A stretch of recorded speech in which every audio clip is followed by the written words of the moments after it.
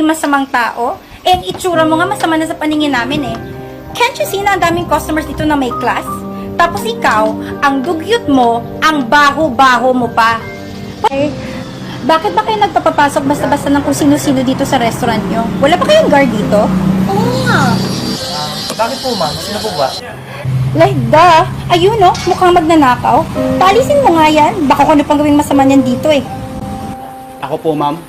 Hindi po ako magnanakaw, ma'am. Nagko-construction lang po ako sa labas. Pasensya na po kayo sa suot ko. Diyos ko, kuya, kunwari ka pa, nabisto ka na eh. Yung mga katulad mong construction worker, mga magnanakaw sa gabi, di ba? Mga manyakis pa sa daan. Pwede bang umalis ka dito? Hindi ka bagay sa restaurant na to. Doon ka sa karinderya kumain because you don't feel safe na nandito ka. Ma'am, sandali lang po. Ano ba kuya? Pwede bang paalisin mo na yan? Customer kami dito, tsaka nagbabayad kami ng mas mahal kaysa naman sa mga karpentero na yan. Ma'am, walang galang na po ah.